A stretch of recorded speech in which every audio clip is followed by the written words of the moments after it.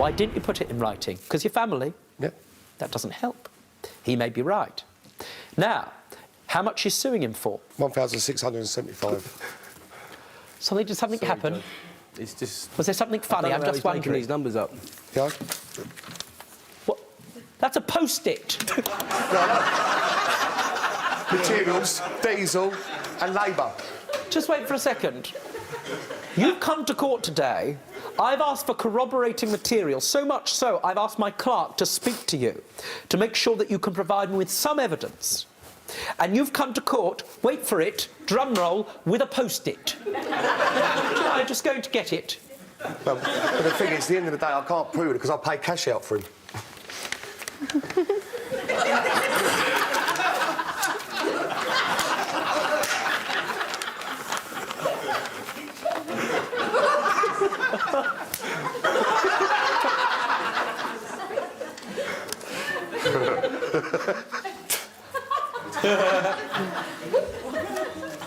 Towards the end of July, once this agreement had been verbally concluded, did you put anything in writing? Yes. Do you accept signing this agreement? Yes, I do. This comes on the back of something else, Yes. right? You pulled it out of a notepad. Yeah. Right, something with adult No, boxes in... that's irrelevant. It's relevant, sir, because I need to get a sense whether this is an authentic document. OK. So what you've written on the back gives me an indication as to whether or not this is real and kosher. Understood? Yes. On the back, you're buying potpourri, body baubles, hankies, candle tea lights, lavender bags, and a shoe cleaning kit. On the other side, in addition to your contract, which is on the flip side of this document, you're buying an eye shimmer set. Do you have some sort of alter ego I don't know about? No, I do markets, a couple of markets. I understand. Right, that's part of your job. Now, you wrote this, pulled it out and you wrote it. It's a very sensible thing to do. I, your name, for the sum of £4,000, buy the Range Rover as seen, tried and tested. In other words, you tested the vehicle. There's no complaint about the quality of it, just to be clear. It's a very sensible thing. What you've written there is a very wise thing to put on a document when you're selling a car, because you have categorically stated that he tried and tested it. I don't always see that. Yeah. It's very good indeed. Payment to be made on Tuesday of every week for 4 weeks, and it sets the date you're supposed to pay, £1,000 to you, James, and any default in payment will be increased by 20%. This is a legal document. And what you've done is, what you've done next is the first time I've ever seen this in my courtroom. What does it say? Can you see it says... It says, if you put, to make a document legal, if you put a stamp on it and the person signs the agreement over the Queen's head, it's a legal document. Is that right? Yeah, if you check it on Google, it will tell you. Just wait for a second. I don't need several decades of legal training. What I need to do, talking, is to go on Google. No, no. Any other legal advice? No, I've done it. I've done it in the past. Normally, by a stamp, they don't mean a postage stamp. They mean an ordinary stamp. You've put a postage stamp on it. Now, I have to tell you, the reason you want a stamp is because what a stamp has is the relevant date that the contract has been concluded. This is just a postage stamp. Yeah, yeah. It doesn't actually have a date on it. Yeah. Do you see? Your claim is for £1,250. That's correct, Judge. And you specifically rely on a document. Can you hand that document up to me now, please? Thank you very much. Thank you. Now, what you say to me is that this is a letter that was sent to you. Is that right? This was... When all this was going on, I was getting various different messages and reviews on Facebook and on my emails. A lot of them, where I was panicking, I was deleting. That, because I wanted to save, I had to put on a Word document. Unfortunately, we've now decided we no longer require your services. This is due to certain Facebook posts I've recently seen. Also, I have had one of your current clients direct message me personally when I announced your company was doing the works, a gentleman called David. John, the things he had told me are extremely worrying. I thought you were an honest builder, not a con man, according to your client. Therefore, I retract any contracts with your firm. Sir, have you been telephoning people calling him a con man? No, absolutely not. I've looked at this document for about 3 seconds, sir. You look at me, because I'm a bit worried. And let me just tell you this, sir. Before I dealt with disputes like this, I used to look at piles of paper in big old cases, and at the centre of them, even in great big international fraud cases, there'd be one ropey document. You understand? With an eagle eye for them. And my job would be to go through all of these documents and find the one ropey one.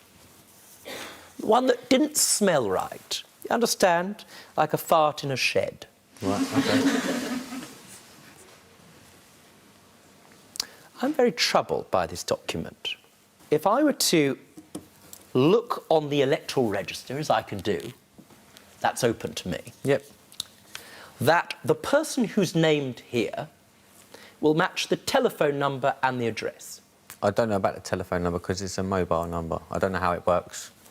Consequently, you give me consent to go and check that. Of course. Thank you very much. Michelle, are you happy and satisfied that you have the information to do a search here? Yeah, we can do Thank that. you very much. Michelle is just going to bring in a computer. Now, just to be clear, whilst she's bringing that in, how did you prepare this document? Where does it come from? How did it come to be on this piece of paper? Came an email Right? and I copy and pasted it onto a Word document. Exactly verbatim. In other words, exactly as it was. You've just cut and pasted it Yeah, onto a Word document. that's correct. From an email to you, and now this is just an email. To an extent. Thanks very much. There you go. Thanks. Thank you.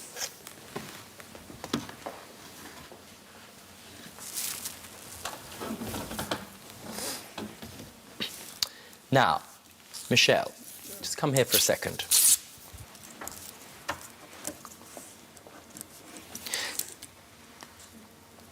Forgive my handwriting. Just go and have a look at this. Do you recognise this mobile number? You just said to me that that's the one that you have got in touch with this gentleman. It's not. I don't know numbers off the top of my head, but if that's on a piece of paper, then yes, Judge. Thank you very much. Mind handing it back? Thank you. Just an email, thank you. Now, one of the difficulties here is that that mobile number can be searched for, and it does connect to somebody. Do you know who that person is? I don't, Judge. It's somebody at your house. So it's the wrong number. Can you explain that to me, sir? Then that's a misprint. So the evidence that you have been, you would say, slandered, I have to rely on this piece of paper. There's 2 other photos that states from Dave specifically slandering, telling me how I haven't paid my staff and a number of other things. Now, it seems to me that you're still working. Yeah. It seems to me that despite all of this, whatever has been on Facebook is sufficiently in the past that people are still, correctly in my view, prepared to employ you. No, Judge. I haven't had any work from Facebook whatsoever since. And that was 70% of my income originally. However, on Facebook, there is no evidence that you've been able to provide me whatsoever calling you a con man, just commenting on the quality Not of the your work. word of con man, no, but there are comments that he's blatantly lied regarding me and my company. Is that on a record or Yeah. not? It's all on record. Now, you've got, and I want to be clear, for the purposes of the court, you've supplied me with the dog's medical record. Can I see that record, please, the original? Thank you very much.